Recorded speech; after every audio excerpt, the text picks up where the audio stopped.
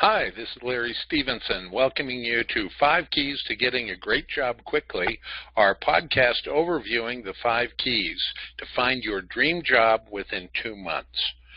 This has been proven with over 12 years experience of helping people find jobs ranging from entry-level to executive positions. The average was 28 days. It may take you a little longer, it may take you a little less, depending on how quickly you start acting on what we teach. Let's start with, very quickly, if you're joining us live, you can either use the phone call, raise your hand, or ask a question. If you're doing this as the podcast, please leave a comment on YouTube.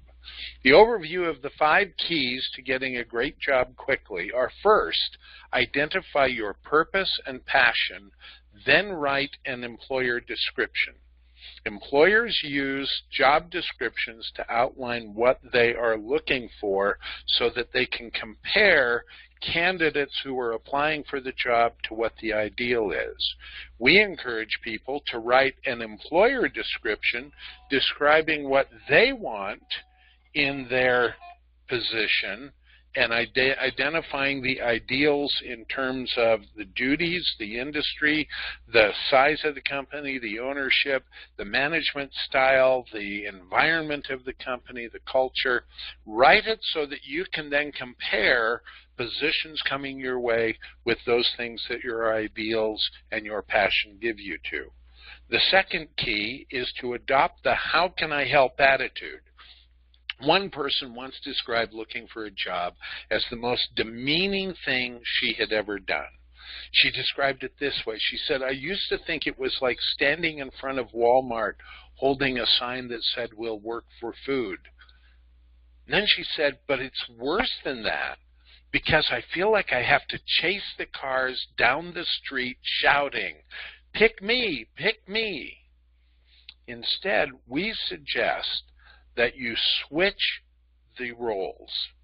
Recognize that you have skills and abilities, accomplishments, and experiences that organizations and people need to accomplish their goals, to get their products out, to achieve what they want or overcome their challenges.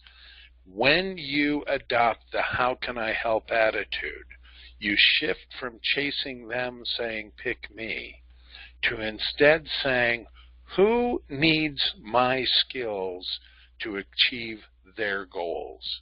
It ceases to be self-centered and becomes altruistic. So we encourage you to adopt the "how can I help" attitude, and then find people who desperately need what you can do to solve their problems and achieve their goals. The third key is to ask questions to discover wants and needs. Many people, when they're looking for a job, they start by talking about themselves, almost ad nauseum, almost going too far. What we're suggesting is no. Change and ask questions to find out what people are trying to accomplish in their organization. What are the goals that they have? What are the challenges that you may be able to help them overcome? Now, when you ask questions, you're going to be asking questions of 2 different kinds of people. One are those people who are working in the work you want to do. They are accountants, they are program developers, they are marketing people. The others are people who are working for a company that has a group doing what you want, but they are not part of that group. I refer to them as non-technical and technical. And we can work with you to ask questions of the non-technical to get leads and information about the technical, and then to talk shop with those who are technical. Also, you don't ask all your questions all at once. You spread it out over several short visits, short talks, recognizing that people are busy who are working. The fourth key is, now that you know what they need, you prove you are the solution they need by giving them facts to make good decisions. You share with them only those things that apply to what they need. If you share more than what they are focusing on, you may hear that you are overqualified. So in proving you are the solution, you don't give galloping generalities. You share specific facts, what we call home run statements. And you use these home run statements that are factual. They list what you did and, more importantly, what the result was, and then you apply it to them. So that you're saying, I understand you're looking for this. I have done this. Are those the results you're looking for? If they are, then you proceed to set an appointment. If they aren't, then you say it sounds like we're not a good match. If there is someone you know who needs this, I'd be happy to help. Once again, it's how can I help? Ask questions, discover what help people needs, and then prove you are the solution that they need. Now, with that foundation, you then go to the tactical implementation of hit your 10s each week. You talk to 10 people a day. You do face-to-face meetings with 10 people a week.